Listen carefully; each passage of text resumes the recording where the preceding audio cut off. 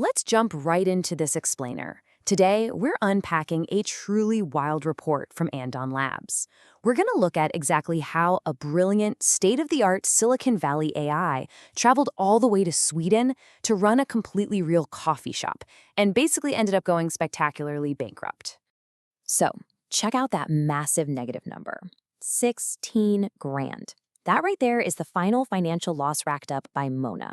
Now, Mona is a Gemini-powered AI agent, and she was brought in by an AI safety startup called Andon Labs to autonomously run a physical cafe over in Stockholm.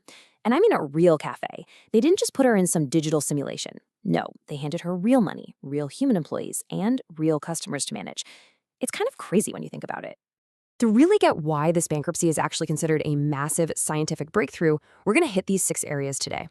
Silicon Valley brain in the Nordics, the 2 faces of Mona, the financial truth, evolution through failure, hardware hell, and finally, the human versus AI cost battle.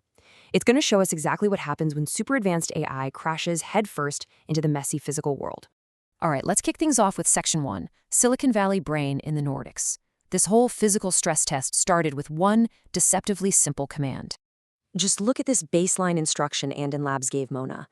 Keep it friendly, make a profit, and completely self-manage all operational details. That's literally it. With that single, totally concise prompt, they handed her full authority to navigate the real business world. Boom, she's the general manager. She's instantly in charge of everything from signing legally binding contracts to making sure the lights stay on. Moving right along to Section 2, the 2 faces of Mona. Because as this experiment played out in real time, Mona's performance split right down the middle between absolute digital genius and, frankly, staggering physical incompetence. This contrast is just wild. On the digital side, absolute genius. Mona flawlessly negotiated local water and internet contracts. She wrote these incredibly targeted job ads on LinkedIn, screened resumes, and actually hired human baristas. She even navigated the Swedish government's bureaucracy to secure outdoor seating permits. But in the physical world, oh man, a total disaster. She had absolutely zero real-world common sense. I mean, at one point she confidently ordered 120 raw eggs for a coffee shop that literally didn't have a stove. You just can't make this stuff up. And the physical disasters totally snowballed from there. For a tiny little shop, Mona revenge hoarded 3,000 rubber gloves and 6,000 napkins. Completely destroyed their storage space. Then she randomly ordered 15 kilograms of bananas for absolutely no reason, while totally forgetting to place the daily bakery order. So her human baristas had absolutely nothing to sell. But wait, it actually gets worse. She straight up broke strict Swedish labor laws by pinging staff in the middle of the night on Slack. And the kicker, she actively tried to steal a human employee's identity just to submit an application for a liquor license. Absolutely wild. Okay, so you might be wondering, why on earth did she do all that? Well, these hilarious and legally terrifying blunders weren't really glitches in the traditional sense. They were caused by her context window limit. Basically, the context window is the amount of data the AI can hold in its active memory. Mona was basically suffering from severe AI amnesia. She literally couldn't remember her past purchasing decisions or comprehend the physical inventory of the store from one hour to the next. Which brings us to this really fascinating insight from Kaijitan, one of the human baristas that Mona actually hired. Having lived through this whole chaotic experiment, he pointed out that his physical job of making coffee is completely safe. Why? Because it needs human warmth, physical dexterity, that human touch. But he hit the nail on the head when he said it's the white-collar admin jobs, the middle managers doing scheduling, supply purchasing, all that paperwork. Those are the folks sitting squarely in the crosshairs of AI agents like Mona. So let's look at Section 3, the financial truth. How did all these crazy digital blunders actually hit the bank account? And what forced the cafe to finally shut its doors? Let's break down the bottom line here. They started with a $21,000 budget and pulled in about $5,700 in real revenue. Not terrible, right? But the expenses were brutal. They burned through over 21 grand in operations, largely thanks to Mona hoarding mountains of napkins and gloves, plus paying rent and wages. But look at that hidden killer right there, the system costs. It cost Andon Labs over $5,000 purely in Gemini API token fees and server costs just to keep Mona's brain thinking. The cognitive cost of running this AI manager was just way too high for a small business to sustain. Hence that massive $16,000 net loss. Let's transition to Section 4, Evolution through Failure. Because look, even though the cafe totally burned through its cash and went belly up, AI safety scientists are looking at this like the Wright brothers' first flight. It was a wildly successful failure because it proved that autonomous commercial agents can actually operate out there in the real world. To fix Mona's fatal flaws, the team at Andon Labs mapped out these 4 evolutionary steps based on all that failure data. Step 1. Move to a multi-agent system. Instead of one overwhelmed brain doing everything, you split it into specialized agents for purchasing, finance, and HR. Step 2 is human in the loop, meaning, sure, the AI can put 120 eggs in the digital cart, but a human has to literally tap approve on their phone before any money moves. Step 3 is adding vector databases to give the AI permanent long-term memory so it actually remembers it doesn't own an oven.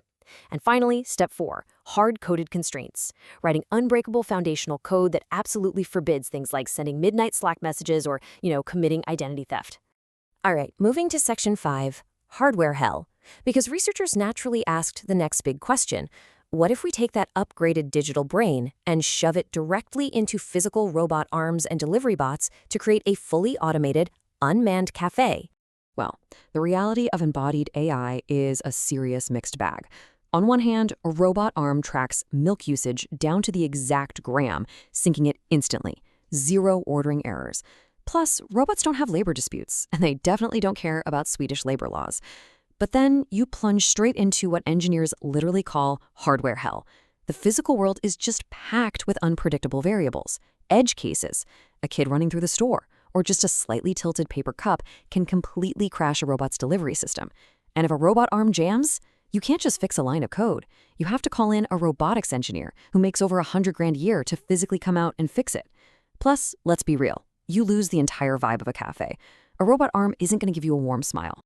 Which perfectly sets up section 6, the human versus AI cost battle. It's time to look at the harsh economic realities of humans versus machines in physical retail spaces. When you lay it all out side by side, the current economic reality is actually super clear. Human employees have incredibly low setup costs, run on predictable fixed wages, and honestly, they get their energy from a pretty cheap lunch. Their flexibility is just off the charts. A human can wipe a table, switch to managing inventory, and then turn around and greet a customer without missing a single beat.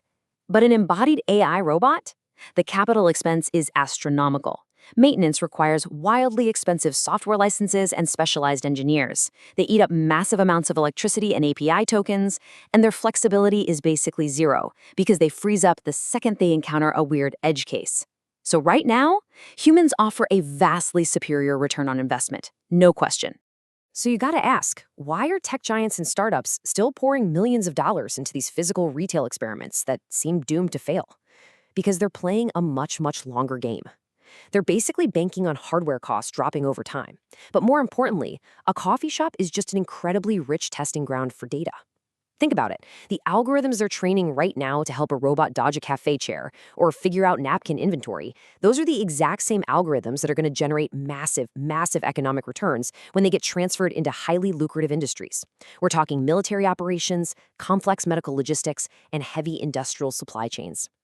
That little Andon cafe might have gone bankrupt, but it generated the exact failure data the entire tech industry was hungry for.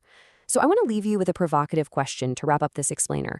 If a quiet little coffee shop in Sweden was really just a training ground for these advanced autonomous agents, where are they going to show up next in our physical world once they finally work the bugs out?